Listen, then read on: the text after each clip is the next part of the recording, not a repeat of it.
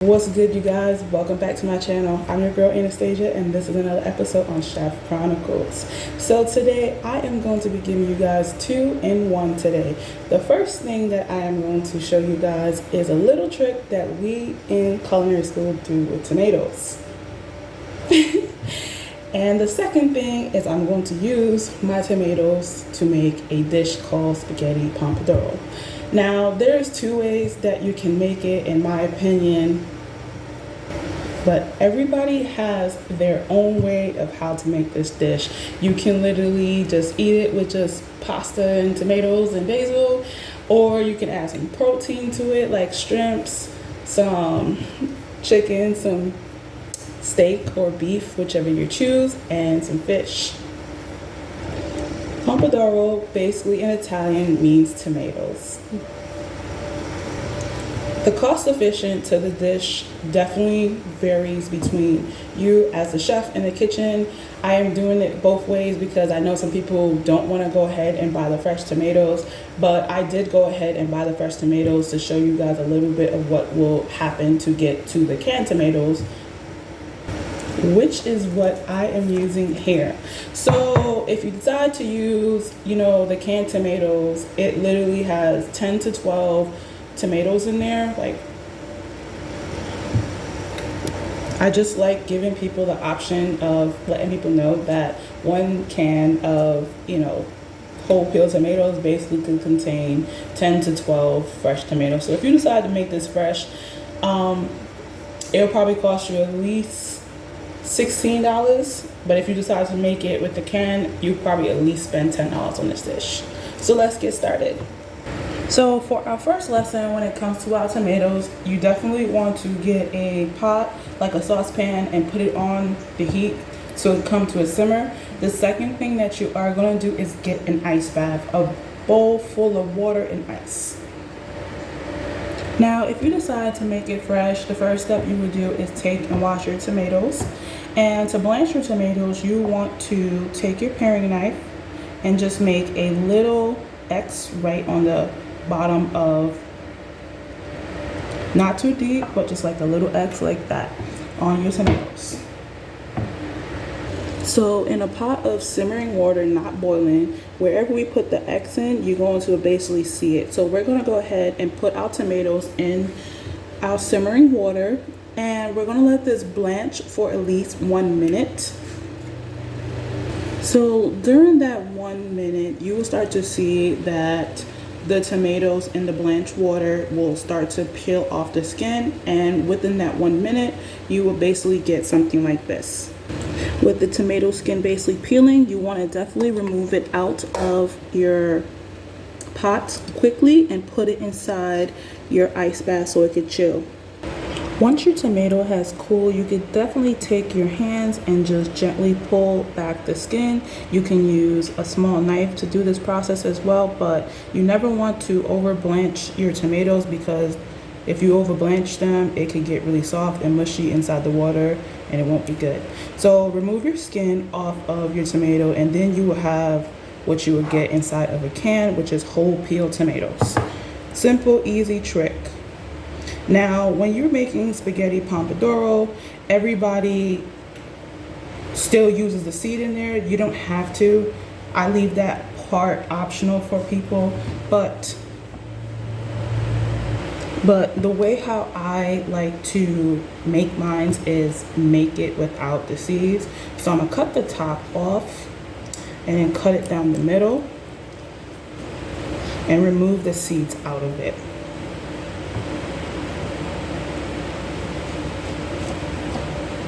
Like so, because this tomato is really big. Now, there are many people that still, like I said, cook with the seeds in there, but in culinary school, they teach you to remove the seeds out. Once you get all the seeds out, you can literally go ahead and slice it into like dices. I'm using my paring knife. You can use your chef knife if you like.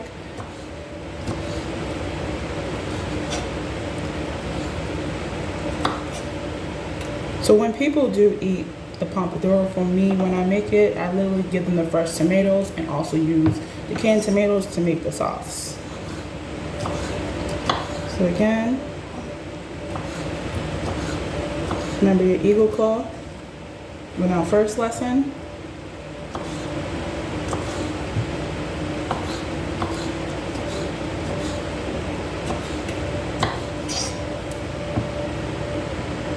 And one more time, that cut it down the middle. If you have to cut it in quarters, go ahead and just remove the seeds out. And just slice and dice.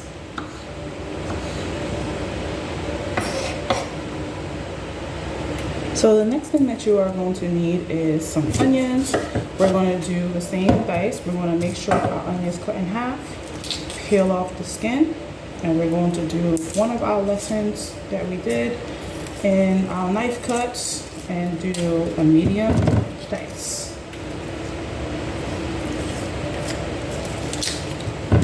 Remember, you can save the skin and make a vegetable stock if you like. Slice down the center, and then eagle claw down. So now that you got your mise en place done, you next want to go ahead and make your sauce.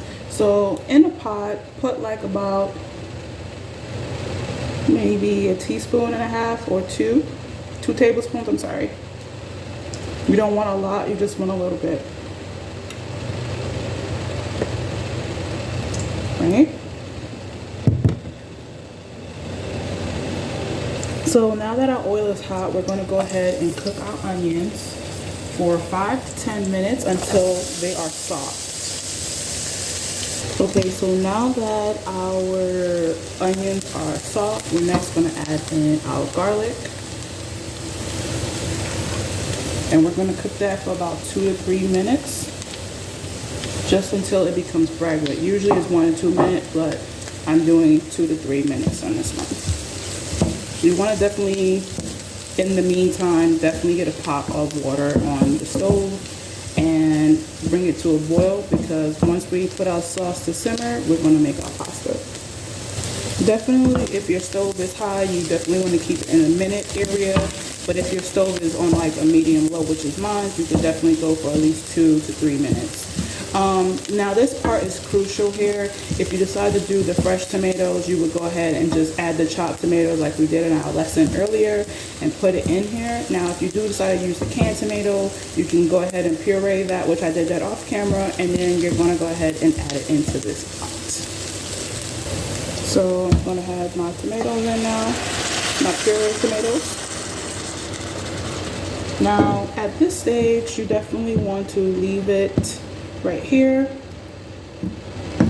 and let it come to a simmer for 25 minutes. But before we let it come to a simmer for 25 minutes, what we're going to do is lightly season this with salt and pepper if you choose. I'm going to put red pepper flakes inside mine. So just maybe a pinch. If you don't want red pepper flakes, you can just opt out it.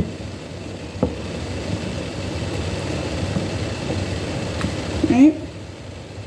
So if you do decide to add other seasoning, just be careful of adding too much, because some seasonings do contain salt. Boil, like I said, and let it come to a simmer. Go ahead and cook your pasta to the box instructions. It may say 10 minutes, it may say 12 minutes.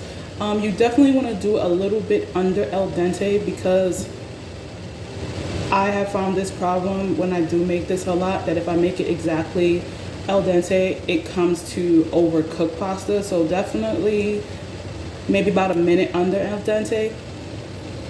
So we're halfway through our cooking time. Definitely, like I said, 25 minutes for either fresh or canned tomato. And you can see I'm still continuously stirring it every once in a while. But as you can see, as I cook it on like a medium to low heat, it literally starts to get thick. And that's exactly what you're looking for when you're making this pasta dish. Another thing to keep in mind is when you are making this, definitely taste to your liking. But remember, tomatoes is acidic, so if you do feel like it's too acidic for you, you can go ahead and add a little bit of sugar to it to cut back off the acidity. Look how how thick our sauce is getting, and we're still like 5 minutes down. Once your pasta is cooked to al dente, a little bit al dente, you definitely want to go ahead and save some of the water just in case you do accidentally overcook this, because if you do overcook this all the way down, you can use some of the pasta water to bring it back up. But I save it always just in case, you never know.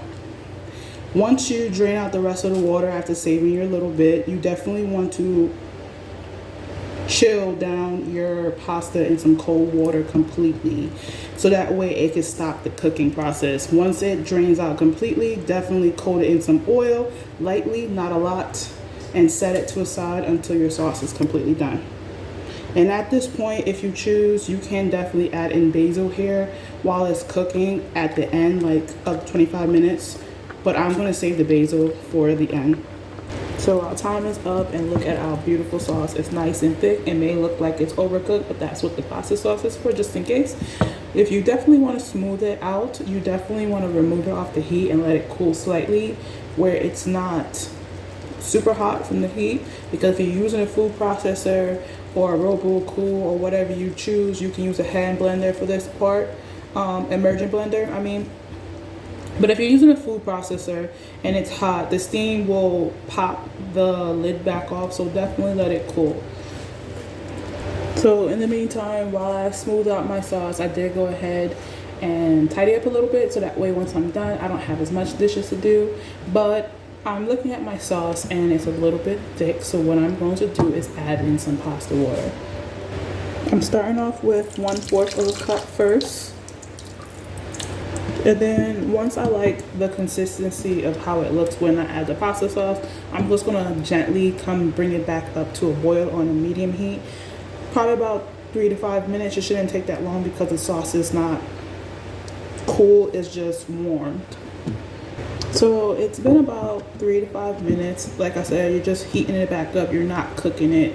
If it does come to a boil, that is okay. Just keep going. So as you can see, it's nice and hot again. Next thing I'm going to do is add in my pasta and let my pasta cook. Make sure you definitely coat your pasta, but not too much.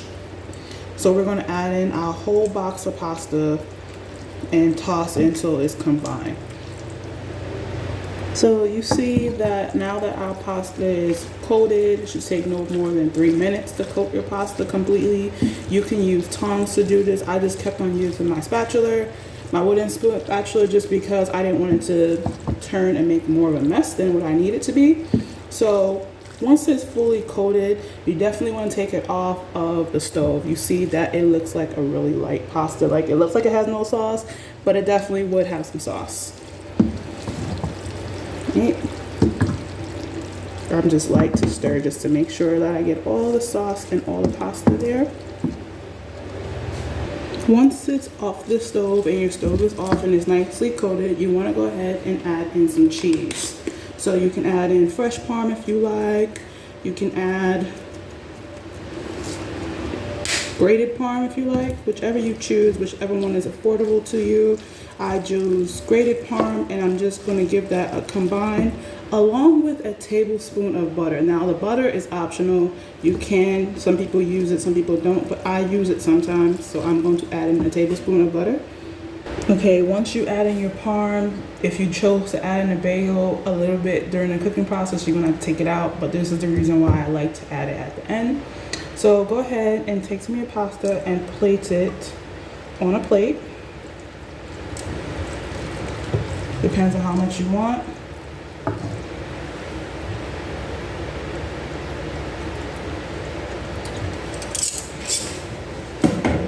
Take some of your fresh diced tomatoes and add it. You don't have to add all, just to give it more like a presentation. Our chiffonade basil that we had on the side, you just want to go ahead and just put some in there.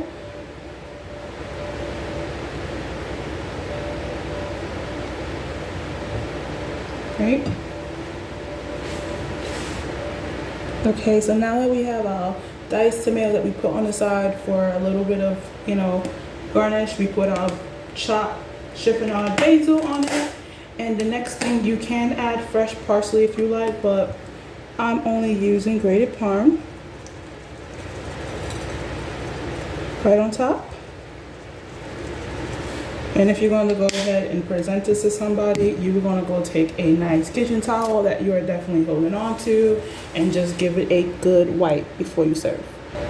And that is it, you guys. This is basically spaghetti pomodoro. So by the time you finish making this dish, you can go ahead and store it away for later use to eat during the week if you like. I definitely recommend, if you do need the basil, I would definitely chop it as you're plating it to eat it, because basil can turn brown fast.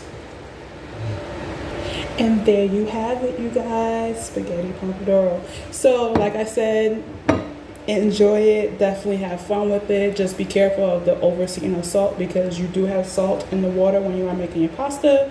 You don't want to do it too much because it can become over salty. Plus cheese also do contain salt, so that is why I lightly season it with salt. So if you go ahead and make your pasta on the side and put it away, I definitely would make my pasta a little bit as to order kind of thing when you need it. You can definitely make the sauce and blend it up, let it cool, and store it in the fridge for 3 to 5 days. And when you are ready to go ahead and make it, you just heat it back up and then add in the pasta once it's cooked and continue with the process. So I hope you guys liked this episode here today. Please don't forget to like, share, and subscribe for more content. Peace.